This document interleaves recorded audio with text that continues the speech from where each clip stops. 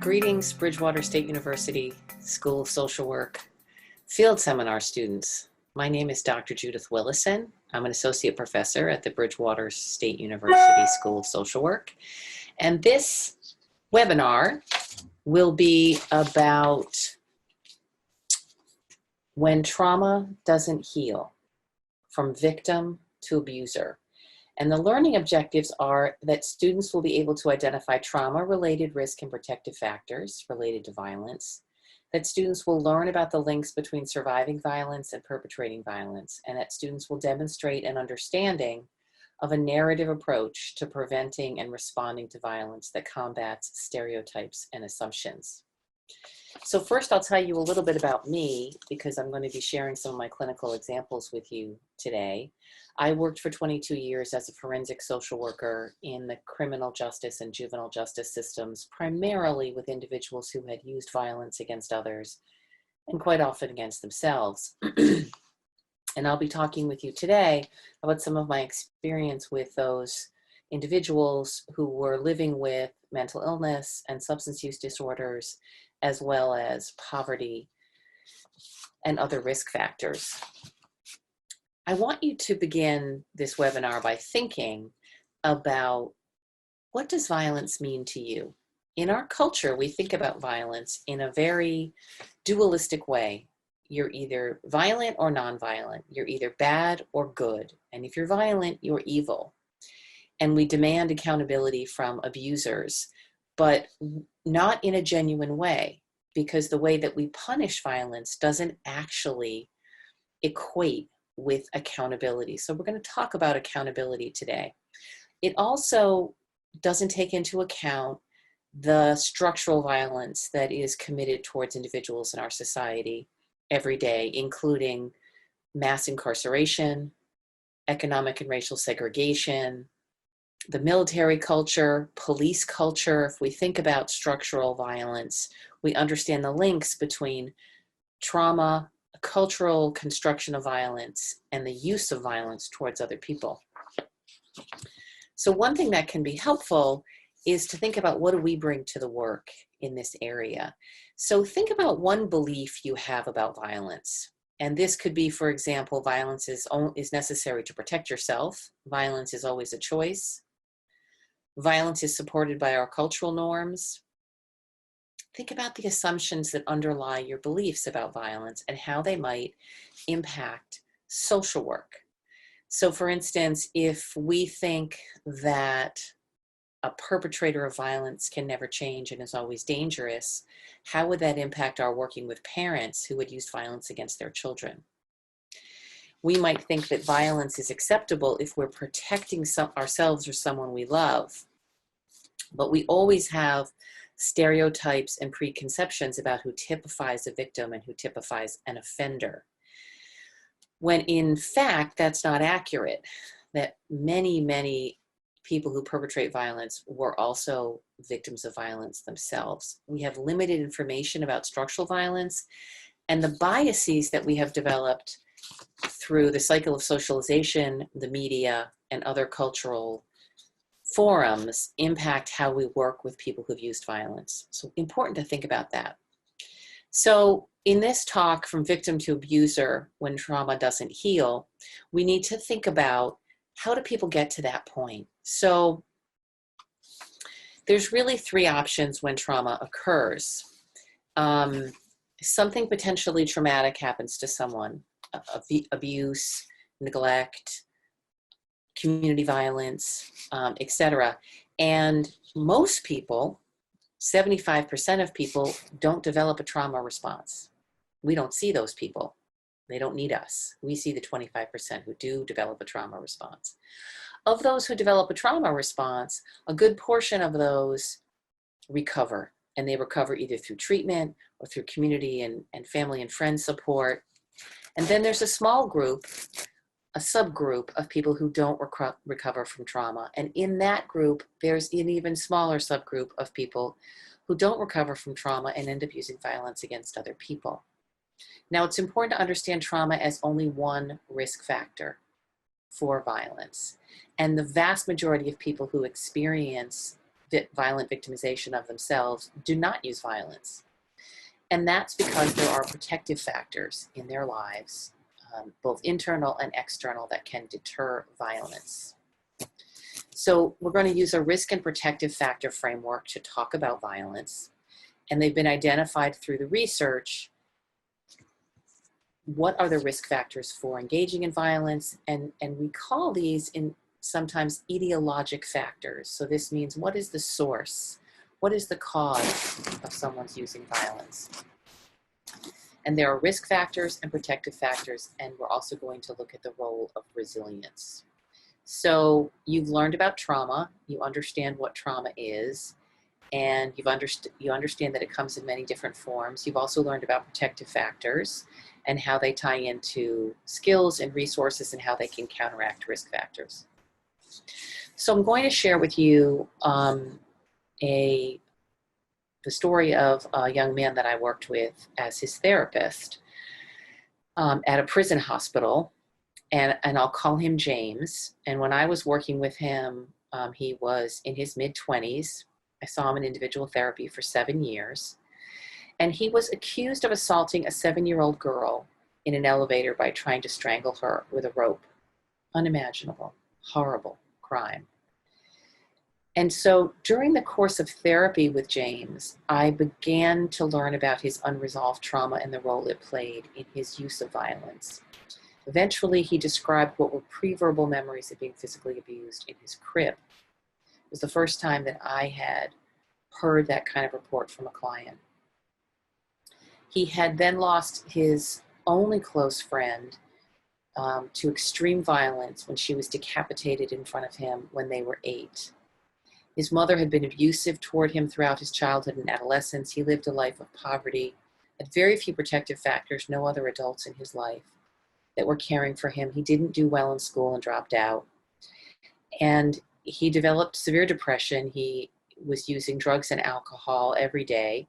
His depression included psychotic features, primarily paranoid features. And he ended up in jail multiple times for more minor crimes, and this was the most serious offense that he was accused of. And I will tell you more about him as we go along. Another kind of story about the power of resilience and protective factors is a client I'll call Clifton, who was an African-American boy. He was 14 when I started working with him in a Department of Youth Services unit.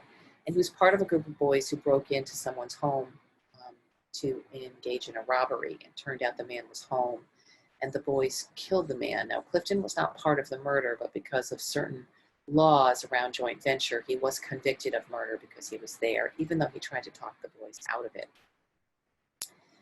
And he had told me about his relationship with his mom, and his mom had been addicted to drugs and had physically and emotionally abused him when he was small. She had gotten straight and sober, and they had reconciled their relationship. And he had forgiven her, and he was now worried that she was not going to get into heaven because she had a history of using violence against him.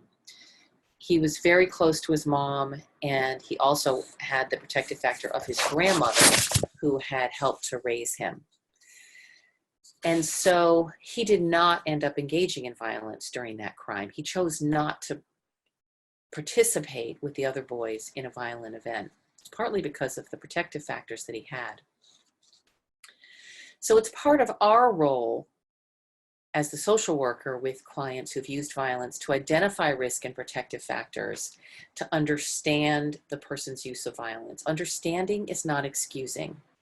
Understanding, in fact, is a way to move towards genuine engagement and accountability.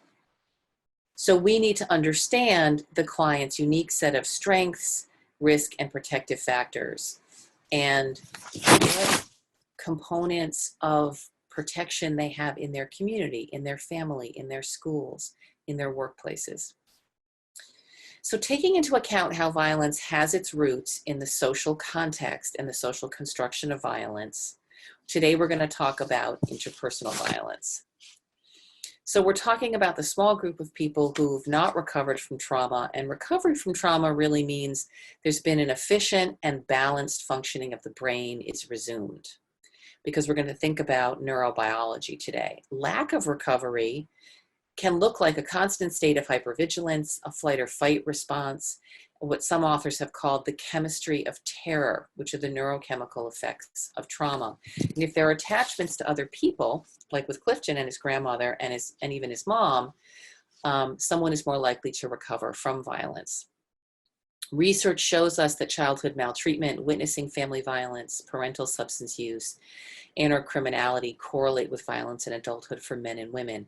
We call these experiences in childhood adverse childhood experience, or ACEs. You've probably heard of these. They also include community level risk factors such as low socioeconomic status and community violence, witnessing community violence, and can be risk factors. And so I'll give you another example of one of my clinical experiences. I worked with a woman who I'll call Claire in a women's prison, and she was serving 6 to 8 years for assaulting another woman during a fight over a man. And she had a history of sexual and physical abuse as a child, and then was in intimate partner violence relationships in her 20s. She had 2 children, lost them when she became incarcerated for this offense. And in therapy, she was eventually able to connect her own experiences of being victimized with her use of violence, and to understand and develop empathy for the woman that she had assaulted, and not just to see that woman as a threat to Claire's intimacy with her partner, the man they were arguing and fighting over, but to see that woman as another human being with feelings and as a victim of Claire's violence. So with all the people I've worked with who have used violence, the process involves their needing to be able to see themselves as human and as worthy of love and care, and to understand their own experiences of abuse and victimization before they can empathize with others. Because people who are victims of violence might develop an impaired capacity for empathy. So if you don't have an emotional attunement to self, it's hard to have emotional attunement to others. It is necessary to inhabit the emotional world of ourselves in order to see this in others. So there's work here, and we know from research that this kind of work takes time. And so for clients who've used violence, often they need to grieve their own loss of hope, their own violent victimization first, before they can begin to empathize with others. In addition, unnurtured children, research has shown, can lack resilience in neurobiological terms. That means they might have emotional and functional impairments in their relationships with others. Their neurobiological maturation is impeded, and that leads to emotional dysregulation and cognitive difficulties with learning and processing. And so if a child has not learned to soothe themselves when they're young, this cycle then continues when they're older. They might begin to see themselves as a pathetic victim of violence and become very sensitive to humiliation. I've seen this with young people who will get in a fight over the way someone has looked at them. This is related to this sort of a neurobiological and emotional fragility. They can come to hate themselves as victims and feel more powerful through inflicting violence on others. Very common in men due to gender norms and the experience of shame that men can have as infants. And so as young people, one author calls this the children's hope repertoire is impeded, their neurobiological hope repertoire. And the child can become hypersensitive to humiliation, rejecting their victim status, experience emotional flooding, misrepresent social cues, and feel unsafe and threatened much of the time. This can lead to what we see in adolescence, which is an acting out of these emotional experiences, particularly for adolescents of color who are growing up in economically and racially segregated communities and who are devalued, and where there is a disruption of community support and a dehumanization of loss. In many urban areas, 1/3 of children have seen a homicide by the time they're 15. A study of second graders in Washington, D.C. found that 45% had seen a mugging, 39% had seen a dead body, and 31% had seen a shooting. Homicide is the third leading cause of death in young people 10 to 24 years of age. So this is a dangerous world for young people, and acting out can actually be understood as a way of expressing strength. So if we can understand this as young people's attempts to overcome hardships, we can reframe the way we understand aggressive behavior. I had a client in a DYS community program who was about to turn 18, a young African-American man. And he was about to have his first child with his girlfriend. And I asked him how he felt about turning 18. And he said, I never thought I would be 18. I thought I would either be in a wheelchair, I'd be dead, or I'd be doing life in prison like my father. So for him, that was his reality, and a violent reaction was the only response. The other thing to think about are our structural factors that impede young people's development in a healthy way. So I worked with another young man who I'll call David, and he had a younger brother, and they were both homeless and living in an abandoned building because their mother was drug addicted. And their grandmother had died who was caring for them. And David was 3 or 4 years older and was assuming the role of protecting and feeding and getting his younger brother to school. And another group of boys in the neighborhood were teasing and berating David's younger brother. And then one of them showed a gun and threatened to shoot them. And so David felt like he had to get a gun to protect his younger brother. So he did, and was carrying the gun when this other group of boys accosted them, pulled a gun on David's younger brother, and David pulled his gun and shot and killed the other boy. Now, David immediately felt remorse for this. He was not a violent kid. He was someone who was trapped in the jaws of poverty and neglect and communities that have been decimated by mass incarceration and are under-resourced. And so David would have dreams about, he was the one who got shot by the other boy because, of course, he knew the boy. They were from the same neighborhood. And so in my therapy with him, I had to really grapple with, did he do the wrong thing? Is he a bad kid? He was trying to protect his brother. Isn't that a good thing?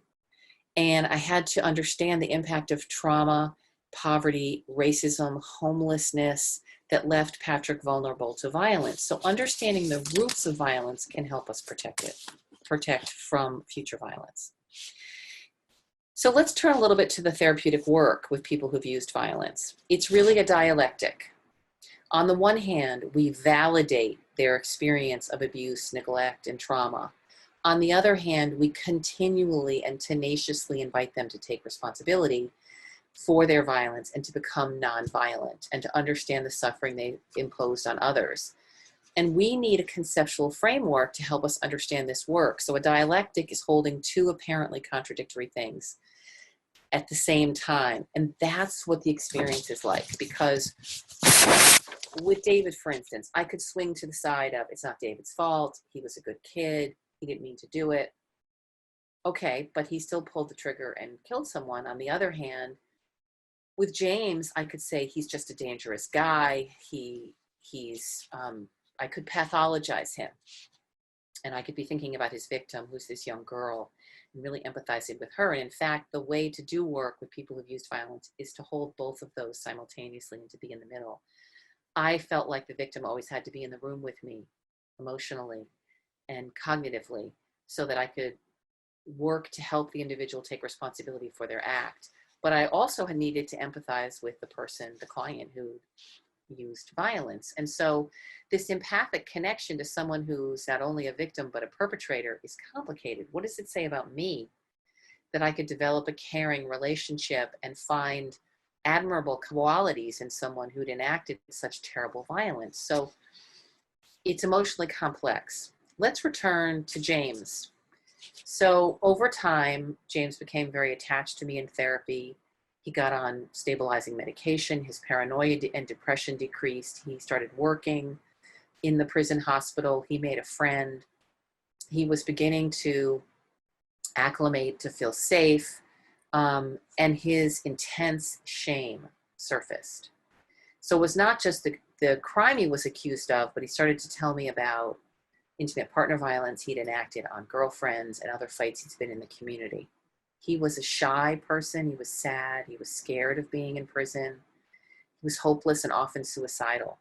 And I worked to find ways to connect with him, to help him have some hope, and to hold him accountable for his behavior and help him develop empathy for others, understanding his own trauma, and helping to link those for him. So once he started to grieve for himself and to see himself as someone who was human and worthy of love and care, he could begin to see others as people and not just objects that he could try to get something from or who were potentially dangerous towards him. He began to see other people as other people and began to care about other people. About 4 years into therapy with James, I was assaulted by another client in the prison hospital. I was okay. It wasn't a serious assault, but I was off for a few days, and obviously it was a small hospital. Everybody knew what had happened. And what happened, and the client who had assaulted me was psychotic at the time. And what happened was that James sought out this client, and the correctional officers turned a blind eye, and he beat up the client in retaliation for hurting me. So this is a really gendered idea of expressing care for someone. So I use this as an opportunity when I return to work to talk in depth with James about other ways to show you care about someone, not using violence. And I surfaced that he cared for me and that there was another way to express his feelings through verbalizations and through talking about things. And so because he was somewhat stable at this time, I could use the therapeutic relationship in that way to understand how trauma impacted his violence and how he expressed care for others through using violence. So in a narrative approach to work, and there's a great book called Invitations to Responsibility by Alan Jenkins that I highly recommend. The goal is for the abuser to accept full responsibility for their violent behavior, to identify obstacles to change, not excuses for the problem. We promote the client's interest in change. Why should they change? What are their true values and intentions? And how can they live up to those for themselves? And to explore solutions. So we look at constraints for nonviolence at the individual, family, community, and social levels. So for James, that included at the cultural social level, the belief and that he was taught that it's okay for men to hurt women, that women are subordinate. And that's male patriarchy. It's a component of male patriarchy. It was important to look at individual constraints. He had trouble managing his emotions. He had trouble expressing his emotions. He experienced shame. And to look at the family level. As we know, from a pre-verbal age, he had been physically abused, so it was normalized in his life. So we deliver these hopefully irresistible invitations to challenge these restraints to nonviolence and invite the client to change and to talk with the client about their readiness to change. So we have to talk about violence. How does it benefit the client? What do they get out of it? How do they rely on it? What does it mean to them? What are the effects of violence on their life? It pushes them away from people. It ends them up in jail or prison. What's their position on this? Is that okay with them, or do they wish to change? Do they want to live a different kind of life where their values and intentions are furthered through nonviolence? And how can they cope with stressful situations? So this happens through externalizing conversations. So we talk with the client about the problem as outside of them. We call it the violence, or we use their words, the rage, the monster, the red heat. These are some of the metaphors that my clients have come up with for talking about violence. And interestingly, externalizing it does not reduce the client's capacity to take accountability. It increases their capacity to take accountability and responsibility because they can see how the violence has not only impacted them, but others. And they can decide what their decisions are moving forward and what their commitments are, both to the people they've hurt and their commitment to nonviolence. And so it's shifting from a discourse about excuses and reasons to obstacles and invitations to overcome those obstacles. So in my work with James, it was powerful. I learned about the anguish of accountability. Jorian Anderson called it this. They talk about intimate justice. There's the anguish of abuse and being the victim of violence, but there is an anguish to accountability. And there is a moral pain when someone takes responsibility for how they've hurt others. And it's important that we understand this and that we explain to our clients that this is a painful process, and we are ready when they are in moral anguish and pain, when they begin to really take responsibility for their behaviors and decide they want to be different. This hurts, and we need to be prepared for that and to help clients through that. So this webinar has covered a bit about risk and protective factors related to trauma and the perpetration of violence against others, and understanding some of the misperceptions that we have about people who are victims and also abusers. And we've talked a little bit about narrative treatment interventions and a different way of thinking about how to hold people who use violence accountable and help them change. I thank you for listening and watching.